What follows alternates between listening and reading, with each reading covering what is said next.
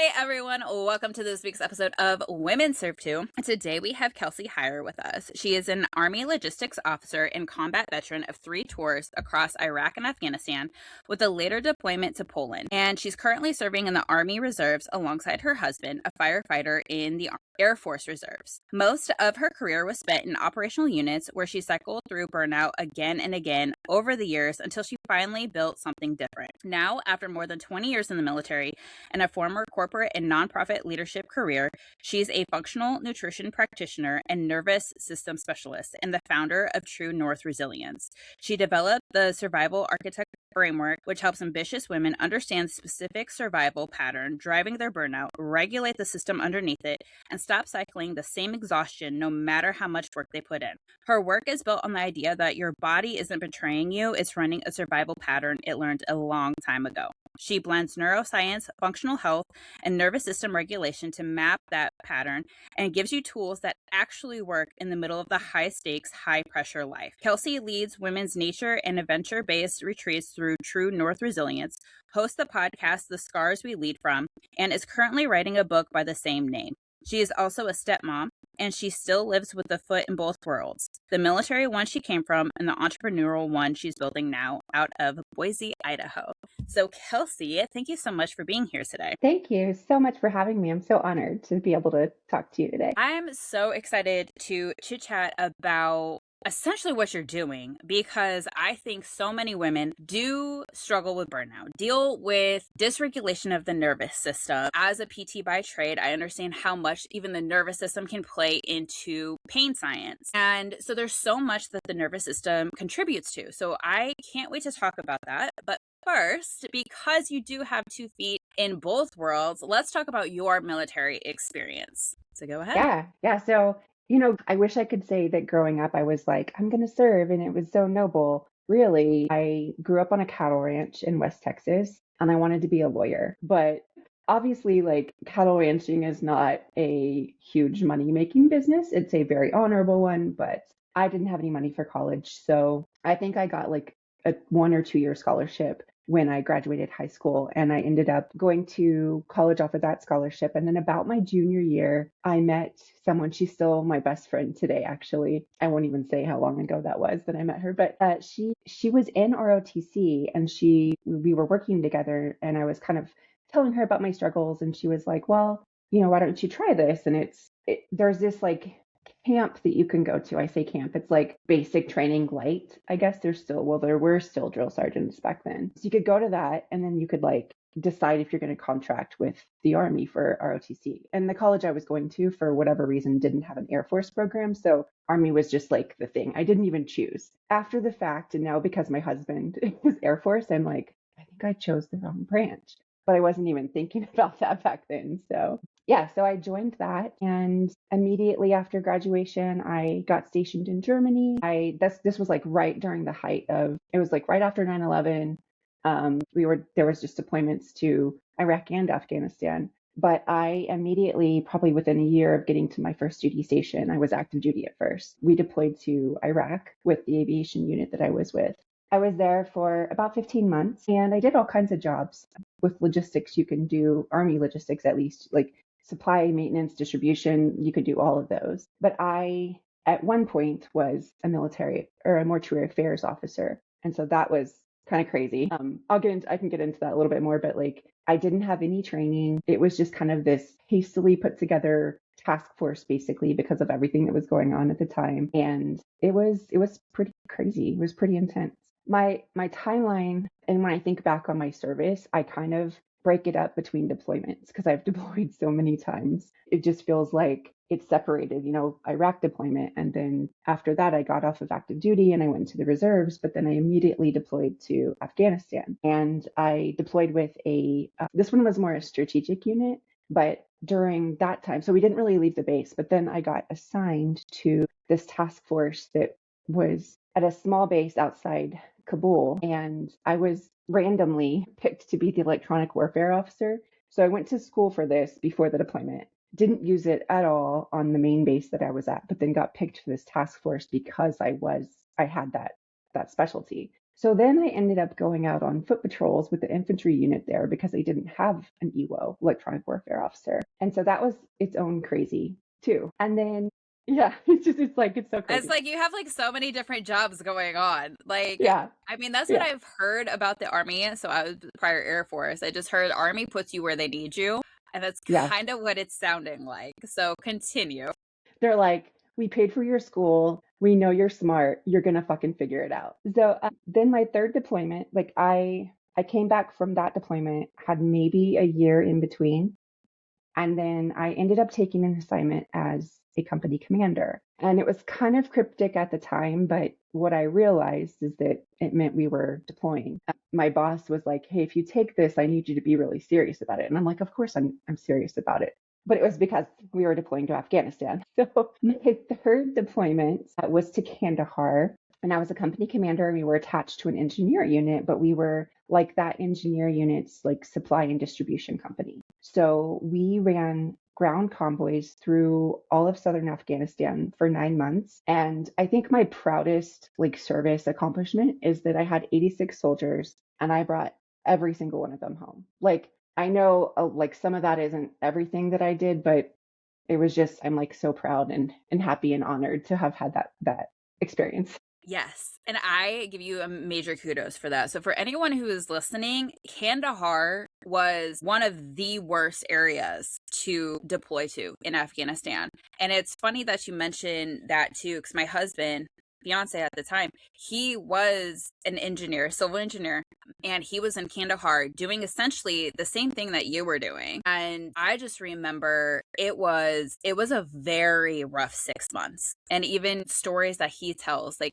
so for anyone who's listening, Kandahar, it was like a shithole. Like that is like one of the worst places that you could have deployed in Afghanistan. So for her to bring everyone back is such a huge accomplishment. So Thank kudos you. to you, girl. All right, continue. I just had to add that in there because I don't think people understand how horrible Kandahar was. Yeah, it's just crazy. I think during the time I was there, I mean, we got rocketed every day practically. So there comes a point where I kind of hate admitting this, but you just get rocketed so many times that like the rocket alarm goes off in the middle of the night, and I'm like, fuck it. Like My I'm husband said not the getting same up. thing.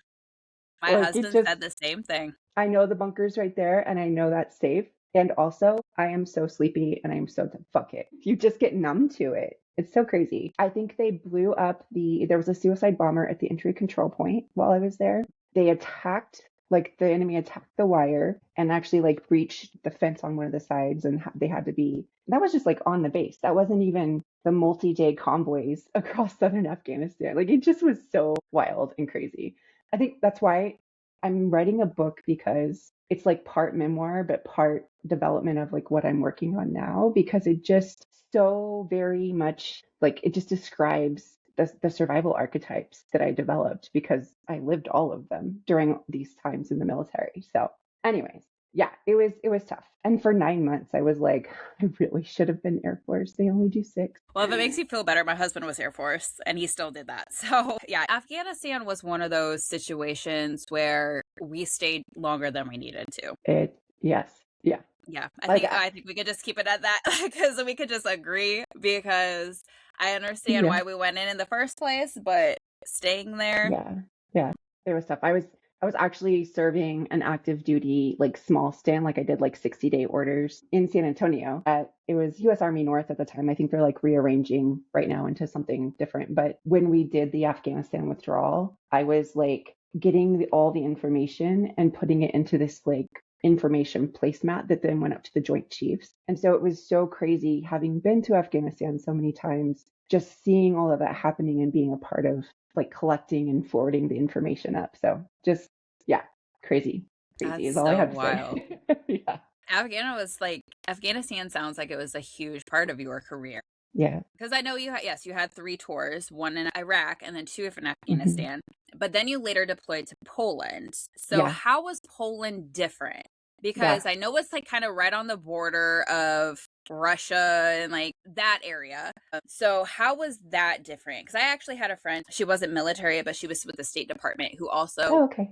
like got stationed in Poland. So talk us a little bit about your Poland adventures. Yeah, Poland was so interesting. Just in general, I think we were either the second or the third rotation that had actually gone to Poland. So we're sort of like moving a lot of the strategic bases out of Germany and then going into Poland and then doing all kinds of training exercises. And so the Russia-Ukraine thing like wasn't happening yet when I was there, but it was very much posturing and like, hey, here's our presence. And so as a logistics officer, I think this was one of my I don't even know how to describe it. Like the work was really freaking cool. I was able to just coordinate all of the logistics for the entire area for all the exercises, and the environment was horrible. I would say like even after everything we just talked about with Iraq and Afghanistan, Poland was my worst deployment.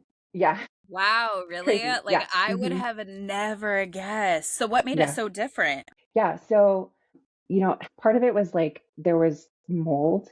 And I know we hear about this a lot with like the military and just the places that we live and how the conditions are, but there was literally toxic mold in our showers in the building that we lived in. And I'm sure it was everywhere, but you could see it. Like I have pictures, it's gross. So, that was affecting me. And then also two other things were going. Well, so three things happened on that deployment.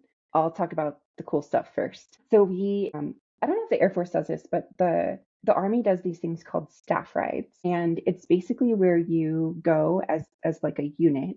Typically, it's your staff and commanders who go and you like go to a battlefield or you go to somewhere historically militarily significant and you like study it and walk the terrain and you talk things through and this is why they made this decision, this is what they did. So we did that, but we did it to Auschwitz in Poland. And it was like a really, really cool and yet completely just like sombering experience. I think on the bus ride down there, we were watching Schindler's List. So it's like, it's like preparing. And then it's February when we went. So it's freezing cold. I'm like in a wool jacket, my beanie, my gloves, my scarf. And then I'm seeing like all of the threadbare clothes and the pictures that these people wore. And it was such a great experience. And then at the end of it, our chaplain came with us and we're kind of all just like filtering back to where the bus is. And as we were coming into the group, he was like sectioning us off. He was giving us numbers and he gave everyone numbers and he said, okay, if you have this number, go on this side. And if you have these numbers, go on the other side. And I was in the side that was like the larger group. And he said, if you have these numbers, if you're over here, you would have died here. And I was just like, holy shit. Like it just was this really interesting experience that just like not only were you there, but then you're like imagining yourself in that situation. And so I kind of use that experience as the basis for I do women's, adventure and nature-based retreats. And I kind of use that same principle. Obviously, we're not going to Auschwitz, but with like what people are dealing with right now. So that was the good thing. The bad stuff, I so the leadership was very toxic. At that point in my career, I could not do anything right with my boss. I was a woman who had combat experience, and he was a male in the reserves who'd never deployed.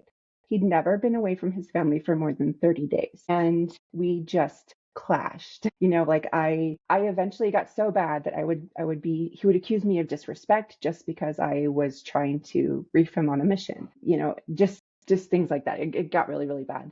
It got so bad that I would cry in my office at night, like hiding from everybody and just being like, I do not want to even talk to this man. And I ended up sending my male deputy to go brief him on stuff sometimes because I was like, I just can't do it. It was so bad. I have never ever felt like that in my entire career until this deployment. And then on top of it, there were a couple of men in the unit who were sexually harassing people. And typically it was lower enlisted women or like lower ranking than them because they can order them around. And one night I went out to dinner with just a group of people because you can go off the base, Poland, you can drink. So there's like these rules around that, but you have more freedoms than you would like say in Afghanistan. There was less of a safety concern. And so I went to dinner one night and this guy, one of these two men who was doing this, he started just making inappropriate comments. He was sitting next to me. He had like 4 drinks and you're only supposed to have 2. And he started trying to put his hand on my knee. And I was like, dude, what are you doing? And I outranked him so I could be like, knock it the fuck off. Well, information got back. You know how people, I mean, it's, how the rumor mill goes in units. So somebody messaged me or texted me, I can't remember. I think we were using WhatsApp. And he was kind of a friend. And he was like, "Hey, I heard about what happened. Is that true?" And I was like, "Yeah, man, it kind of sucks, but what are you going to do?" I just told him he was drunk and I made him go home and go to bed. Well, then he said, "Well, it's happening to other people. And I think it's worse. And I think that they're lower ranking." And I was just like, "What the fuck? Are you kidding me?" So I ended up talking to these people. They confirmed that indeed there were worse things happening to them. So I filed a sexual harassment complaint, but I basically did a class act. Like, I know there's no such thing as a class action one, but I was like, talk to this person, this person, this person, this person, and this person. And so the investigation happened. It was all corroborated, and these people finally got the punishment that they deserved. But it completely wrecked me. Like, I went home 2 weeks early through behavioral health, which I would never have done, never have considered even saying the words behavioral health before this deployment. It was so horrible. That is a lot because I've talked to so many women about military sexual trauma, and it is so frequent. And I know people tend to just get a slap on the wrist and that's it. Like, I can only imagine for you being in a position like you feeling the responsibility of making sure that something happens. So, were they like your troops or were they like outside of your chain of command? Yeah, they weren't in my chain of command. I mean, first of all, there were like very few women in this unit because it was just put together. And I mean, I think there's very few women in Army units anyway. They were all outside of my chain of command, but I worked with them quite frequently. So I knew who they were. I had already had established relationships with them. So when I talked to them, I was like, "Hey, this is what happening to me. Have you had it, like, it's okay to say it, like, a safe space. Have you had an experience that's similar?" And some of them went into detail and some of them were like, "Yes, and it was worse." And I'm like, "I'm so sorry." I like that you approached it that way because it's so hard to be sexually assaulted and then Hmm. having to come out and be like, yes, this happened to me. Because as you said, people talk. Yeah. So then it could have got spun like, oh, she was just a hoe, Yep. or, like essentially victim blaming or just making it seem less worse than it really was. Yeah. And I think that's why it's so hard for women to actually talk about it because, like you said, there isn't a lot of other women in these units. It's easier to talk to another woman. But if a man approaches you and is like, did this happen?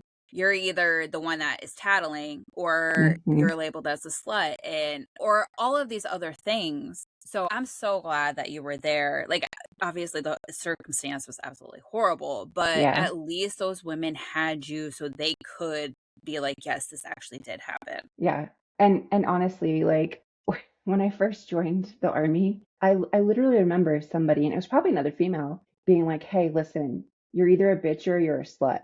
And I'm like, "I don't like any of those. Like, is that are those all my choices? Like, gross." Like, it's so true though. And so, like, I felt like, yeah, it scared the shit out of me. It was this, like, the scariest thing I'd ever done because I had to tell this boss, like, he was my direct chain of command. So I had to tell this guy Hmm. that was like accusing me of disrespecting him, and just, I'm like, "This happened." And so I think, and I don't want to speculate, but once he had that information, I think I went to like the victim advocate or whatever, but obviously the commander gets told and gets, like, knows about it. But at that point, it was kind of like, "Hey, we're supporting you. Let us know what you need." And I was like, "I need to get the fuck out of here. Like, first of all, remove these people from the rest of these ladies. And also, like, I need to leave." So yeah. Did they do that for you? Yeah, they removed those two people. They put them at a different base and assigned them to do like other tasks so that while the investigation was going on, like, the women who were being interviewed actually could feel safe and they could feel like there's no retaliation. So I think the army handled it in the right way once I came forward. But I think because of my rank, because of what I was doing, like, they couldn't not do that. I kind of forced them to.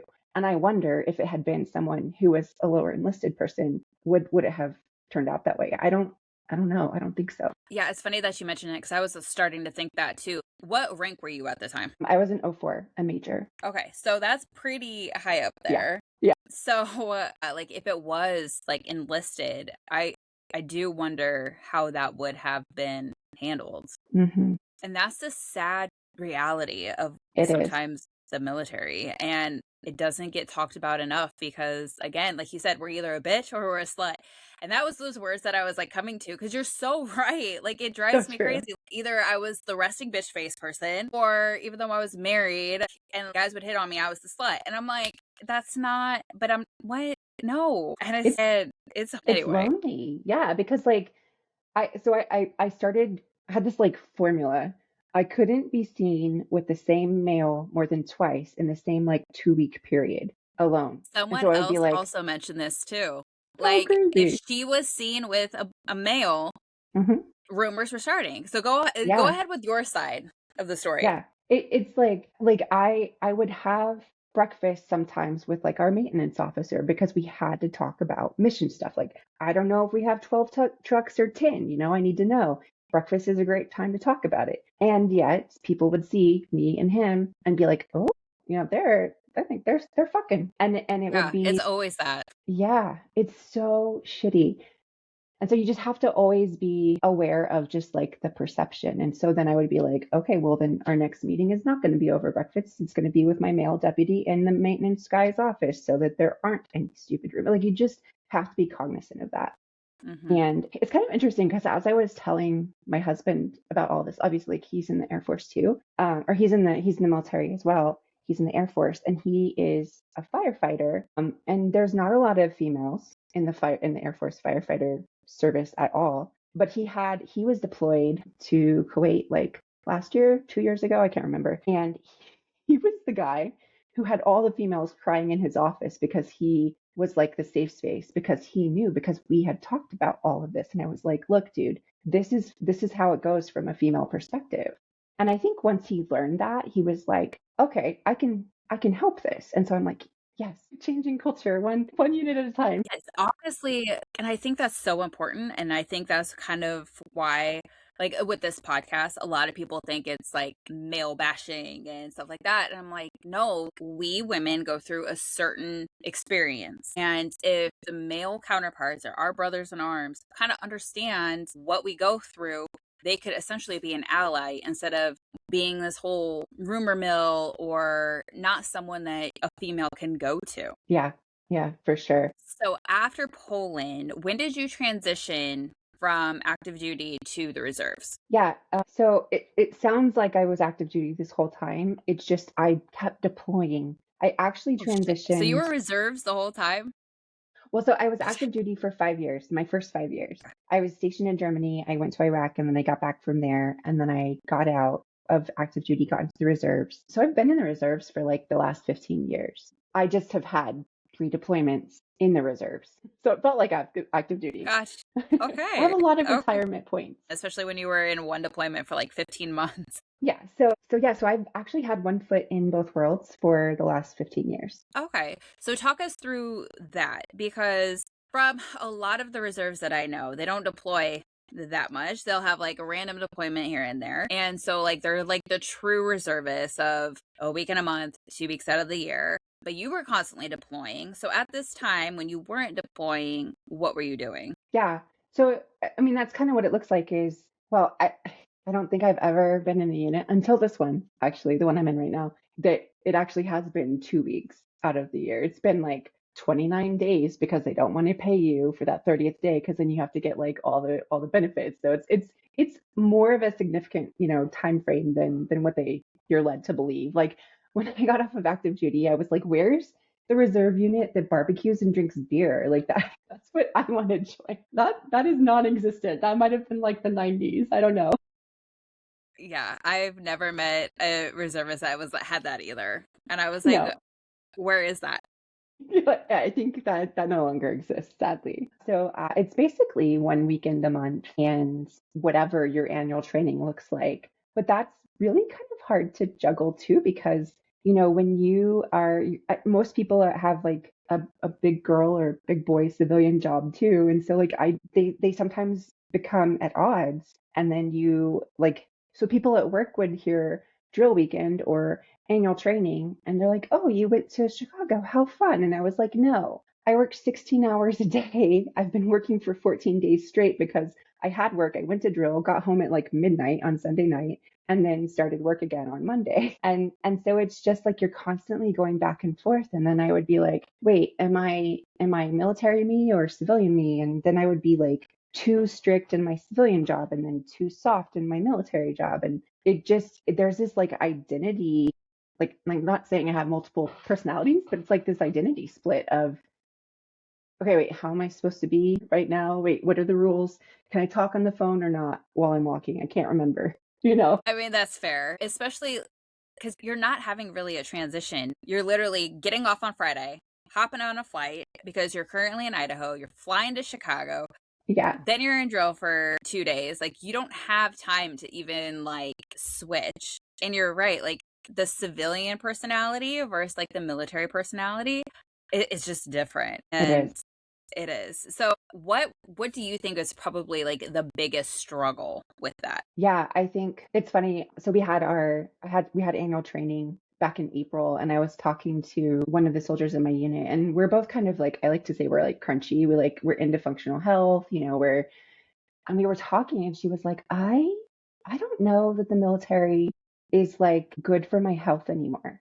And I was like, yeah, I totally get that because you have to like you go and go and go and go. I mean, we would get up at 4 a.m. No, I think the report time was like, yeah, 5 a.m. So we had to get up at 4 a.m. And then you're not done until like 10 o'clock at night. And so it's like how do you manage that? And then you have kids and a spouse and hopefully a hobby. Like I don't think I even had hobbies for like the last 20 years because you're balancing this. And so I think one of the things that I had to learn, and I think you hear this a lot with like people who are just active duty and you go go go go go, that sometimes, especially like you hear like the crusty old NCOs that they retire and then 2 years later they pass away or they have a heart attack or something. I think you have to really recover on purpose and plan that in. And so I started just like the I forget what the acronym stands for, but it's USERRA. It's like the reserve. It protects reservists and National Guard. It allows for like travel time and recovery time before you have to go back to work. So I would literally block off Monday morning at my work and be like, hey, I'm going to be in at 1 because I'm going to get in at midnight. I'm not going to go to bed until 2 a.m.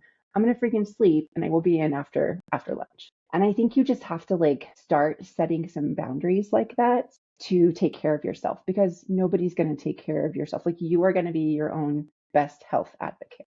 I was on my Poland deployment actually, and I met this. So in the Army, there's chief warrant officers, and they're officers, but they're very specialized. And so the higher up they go in rank, so like you have a CW4 or CW5, we joke that they're like God because they are so good at the one thing that they do, and they've been doing it for so long, like everybody listens to them, even the generals. So I met the CW4, a female CW4, and she was just like telling me about all these missions she was on and all these cool things she was doing. And then she was like, yeah, and I'm on, she's divorced from she's on her third divorce, like her kid's not talking to her. She was trying to find her next mission. And I just remember thinking to myself, like, I don't want that. I want to have my health and I want to have my family and I want to have relationships and I don't want to just live for the mission. And so I think there is this identity question, especially for, women still in active duty or the reserves, even when you're never fully in and you're never fully out, like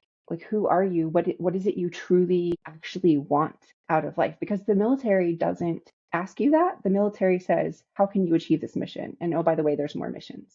Go, go, go, go, go. And then you get almost like addicted to the dopamine of like checking off that accomplishment, the next promotion, the next assignment. And so at a certain point I stepped back and I was like, I'm not going to chase rank anymore. I'm done living the life that the military tells me I have to do. So chasing rank is essentially like a big thing in the military, right? Like you want to Mm-hmm. be, the next rank because obviously the pay is better, the retirement is better. Talk us through the pros and cons and how you essentially decided that extra pay is not worth it.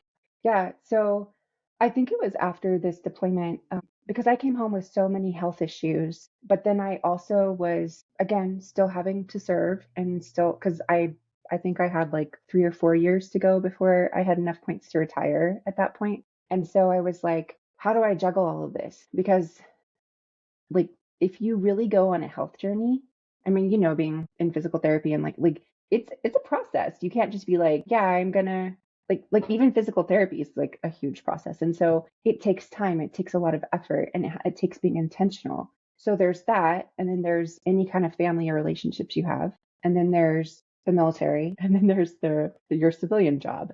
And it's like at some point, if you value your health, like something has to give. And I did subscribe for the longest time to like you can have it all, and you can.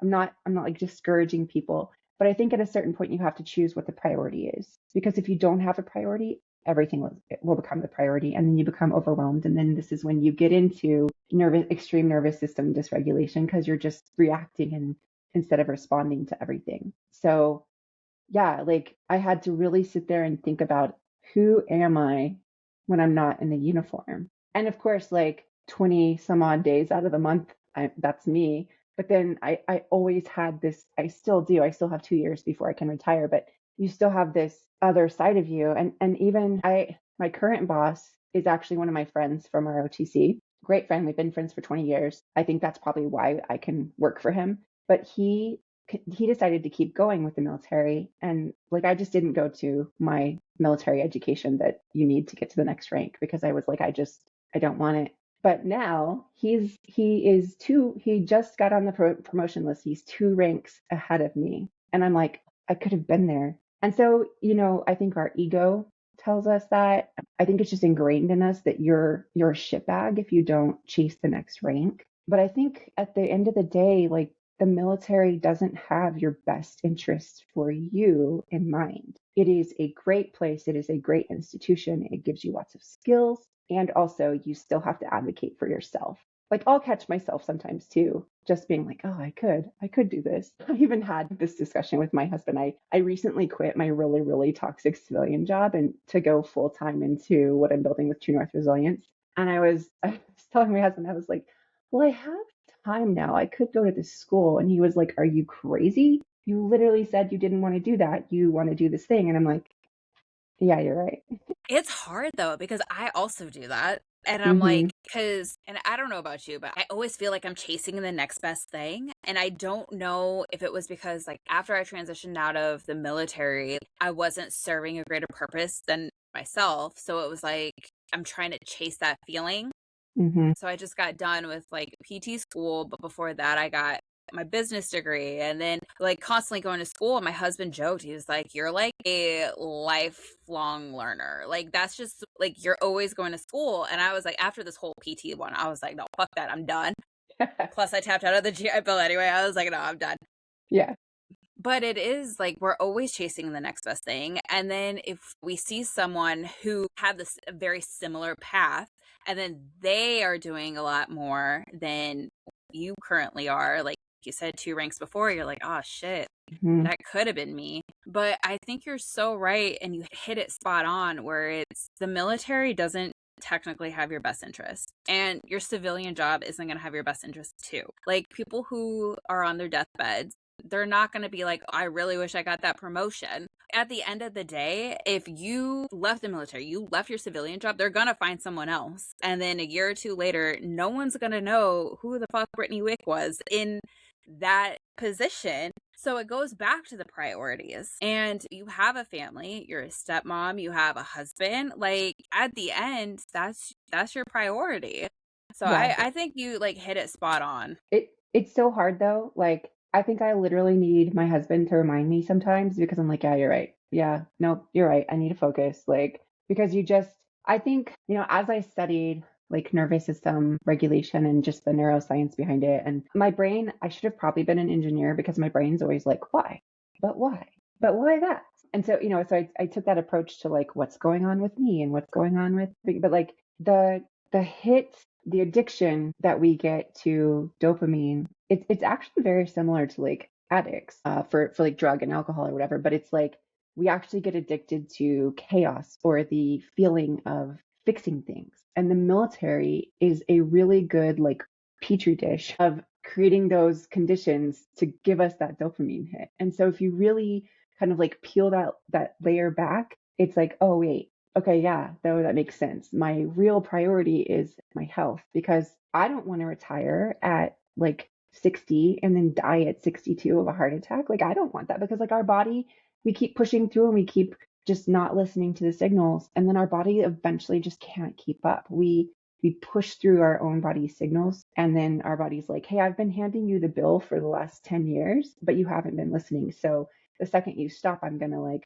just here it is. Here's $10,000 of the things that you've pushed through. So yeah. Yeah, no, I agree with that too. And that's what like worries me about like my husband because he retires in like 2 years. And I'm like, yeah, you could take a year off, but like we need to, kind of keep your mind also stimulated because I also Hmm. feel that people, they don't constantly use their brain, right? Like Yeah. they also start losing it. And that's where like a lot of the cognitive stuff comes in too. Yeah. Well, and especially like for veterans as we transition out of service, we lose that kind of you were saying it earlier, like we lose that like purpose that the military gave us. And so if you don't put that somewhere else, then you slowly start to and again this is what's kind of going on in the back of your like in your body in your brain is like you'll start isolating and then turns out isolating is like the worst thing you can do for your nervous system. So then that just further complicates what else is going on. And yeah, like we need community, we need a mission outside of what the military was for us. I completely agree. And I think that's why I love doing this podcast is because like it's connection, it's community. And like you're talking to other women and hearing other women's stories and you're like, I could relate. And it does help. And especially like when you do transition, I've talked to a lot of women who do transition from the military to the civilian world. And identity has been a huge topic, is because they lose that sense of identity. And that's why like that community is so important because then you're not completely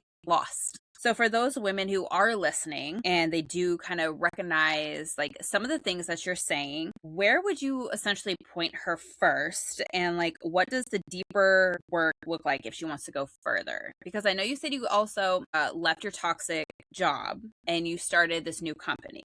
So Mhm. Yes. kind of explain all of that. Yeah. So I started doing women's retreats about a year and a half ago. And I think I did it first as like a way to kind of escape my, it was my passion project where to kind of like, I don't know, decompress from my toxic job. And what I started realizing, what I started seeing, I can't remember, it was my second or my third retreat that I ran. Just randomly, as a fluke, it ended up literally being entirely composed of women veterans. And it was like so fucking cool because we all just got each other. I mean, some were Navy, some were Air Force, there was a Coast Guard, there was lots of Army. And it literally spanned like from Gulf War to like, one had just retired a year before. And I was like, this is so amazing. But it gave them this like community. What I also realized is that there is a lot of trauma held by women who've served in the military. And I think, obviously we spoke to some of that earlier, but so first of all, like do some trauma healing. I don't do that. But I think going into the identity piece, the military shapes it to where it becomes our identity and the ways that we function in the military become our identity. And so really trying to figure out what your survival response is and what your survival archetype is, that's going to help you because that actually correlates to what your nervous system regulation state is. And the funny thing is about nervous system regulation that I learned is that not all regulation advice works. So like if someone's like, yeah, cold plunges are amazing, I would probably tell you it could be for a man. If you're a woman and you have hormones and you're dysregulated, probably not. It's going to make it worse for you actually. And so when I started deep diving into the survival archetypes, which is what I actually created them because my stepdaughter started having seizures, like non-epileptic seizures, and I had to figure out a way to tell her like, hey, this is what's going on with your body without like going deep into the science of it. Cause like what teenager is going to be like, yes, please tell me more about polyvagal theory. So, I created the archetypes and I was like, well, I bet this could work for adults too. And so I started doing that and it really does. It tells you kind of like, hey, this is where you've been operating from and these are the reasons why. And in order to start working on your nervous system health and on your regulation, like, here's the exact steps that you have to do based on where you're at, because just the generic advice isn't going to work. So I would say start there. Start with finding out what your survival archetype is. And that's my free quiz. You can go onto my website and take it, and you probably need about 5 to 10 minutes to take it, but then think about taking it from the perspective of who you are in stress, not who you are when you're relaxing. And that's at my website is Path to True North. I will definitely add that in the show notes as well. So that's a really good start. So say someone does that, then what? Yeah. So then from there, I have different paths you can do. I'm working on, so there's like lots of things.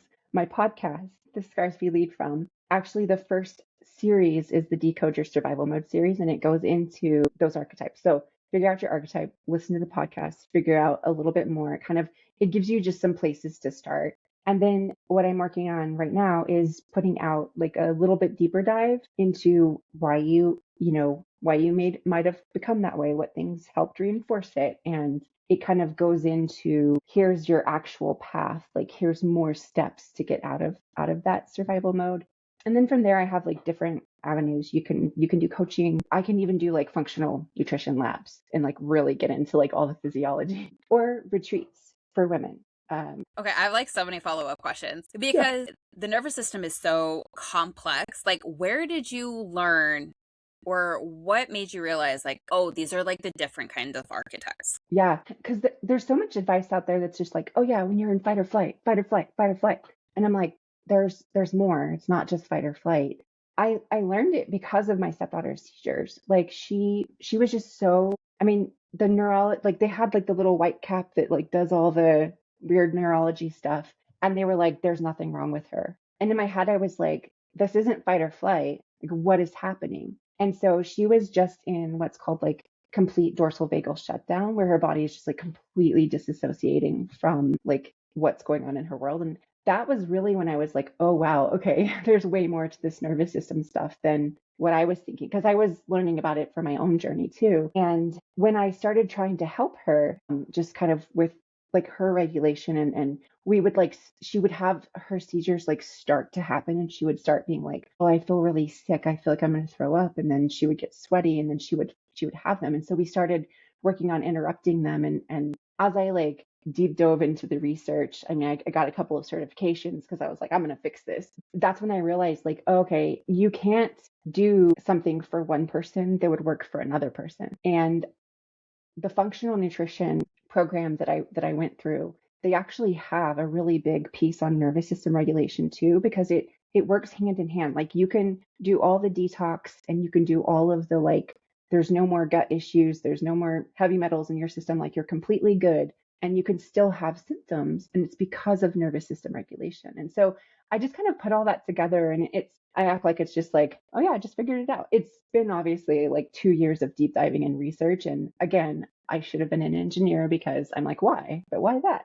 So I just followed all the whys, and that's how it developed. So how many archetype types are there? Yeah, there's 5. And there probably could be more nervous system states, just because you can have like blended ones, but I took like the 5 most common. So the first one is like when you're in fight or flight. I call that the flash links, because if you think about it, it's like woodland animals, right? Like you can totally just see it and imagine it. And then the next one is the worry wolf. So that one is a you're in the actual like freeze state. That's a lot of like hypervigilance too. And then there's the feeling fawn. That's the fawn state. Like obviously like they're kind of like making sense. Like, and you can totally like imagine it. And then there's what I call the bracing bear, which I find about 60% of women are probably in this category, where it's like a blend of freeze and fawn, and you're the one that's like carrying everything for others, you're holding everything down, you're like doing things out of duty, like you're like sort of people pleasing, but you're like sort of frozen, stuck in the freeze state too. And then Sounds there's like me. So yeah, yeah, like if you take it, you'll probably be like, yep, I'm the bracing bear. I'm the bracing bear too. Yeah.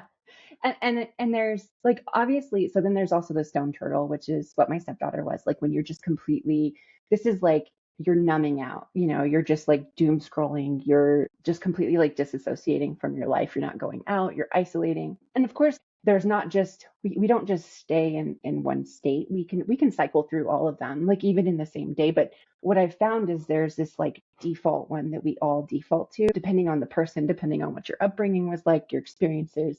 We have that default one that we go to. And so those are the things that are going to help you that are correlated with that archetype. That's crazy. I'm like so interested in doing this quiz that you have so I could actually see like what my archetype is. Yeah, you got to tell So me. let's talk about, I know, I'll be like, hey, I'm this. We were right. But you mentioned the nutrition aspect. So kind of talk about that because I know as like from like a PT perspective and Mhm. healing and stuff like that, nutrition plays a huge aspect, right? It helps with inflammation if you do it right and just like your gut health and stuff like that. So Yeah. what have you found and how does it help with what you're doing?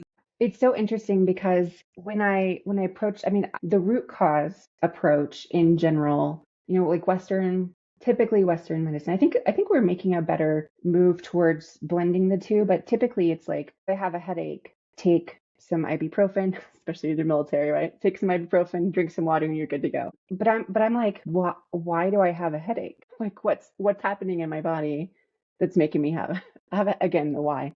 I think that what happens is depending on where your nervous system regulation is, you can actually there's some like problems in your body that get created from that. Like your gut slows down because your body, the physiology, like it goes hand in hand with the nervous system and you can't do one without the other. And so I think again, it's half of the equation, but like, yeah, if you have gut issues, like it's going to make it harder to regulate your nervous system because of the gut issues. And then on the same token, if you have nervous system dysregulation, it's going to cause gut issues. And so just trying to figure out the root cause, getting to the why this is happening in you. And it can be different for different people. Like when I came back from Poland, I had to do this whole heavy metal detox because of the mold exposure. Like that was causing me. I was sitting at my desk at my new job when I got back from my Poland deployment, and I remember feeling dizzy and like I don't know if you've ever gotten to a point where you're almost going to pass out. You can like see the like stars,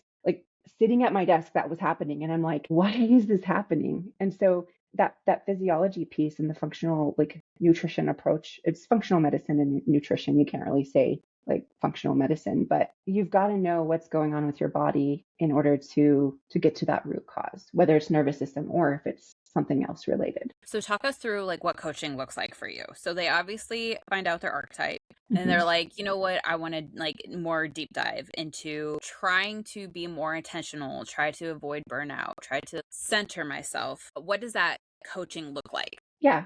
So I have a few different packages just depending on like what's going on with you. So first of all, I have you fill out this like little form and we do like a free, just like a call to see, hey, what's going on with you? What might work the best in terms of the coaching? And then I'll recommend whatever I think is gonna work. So I have like a 3 session sprint. Like if you are just kind of stuck on something and you need to move past it, like that's not as big of a deep dive. So we have that little just 3 session sprint. And I've got a 30-day, a 90-day, and then like a 6 month. And then the 90-day and the 6 month, we work in some of those labs to like really, okay, see, are there other things going on with your body? Where are you at with your nervous system dysregulation? The 3 days or the 3 session sprint and the 30-day just kind of works on just in general nervous system regulation and finding almost like decoding your own survival archetype. You also mentioned retreats. So how can someone do a retreat? Is that like kind of anyone who wants to do it? Is it specific, like just your coaching group? And how often do you do those? Yeah, those are great questions. I try to do roughly 4 retreats a year. I try to kind of spread them out. Of course, I have to like deconflict my military schedule with when I can run retreats. So that's fun. But yeah, I try to do about 4 a year. I haven't released next year's yet. I have one more this year coming up. It's in October. And anybody can do them. Right now, they're just for women. My husband's like, we should do a couples one. I'm like, maybe. But it's yes, just for women, and you can just look at them on my website. There's a thing that for retreats, and it's really built for the people.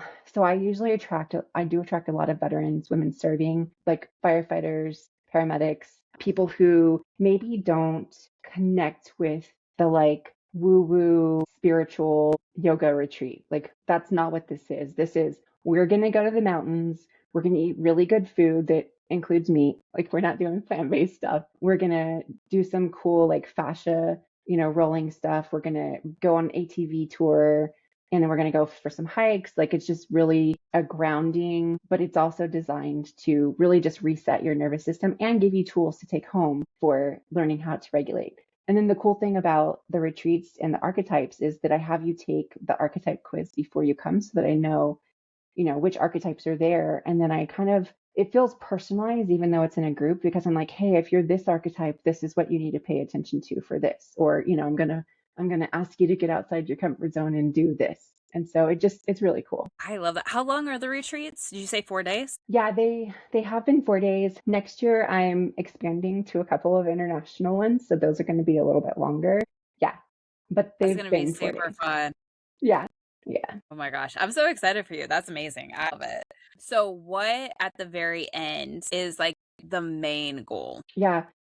I think a lot of people, especially, women in the military, will resonate with this. Like, we have to do suicide prevention briefings like all the time. And people talk about resilience. And it's not, resilience has traditionally been framed as like bouncing back. And what I like to say is resilience, we're not bouncing back, we're rebuilding differently. And so that's like the main goal. I love that.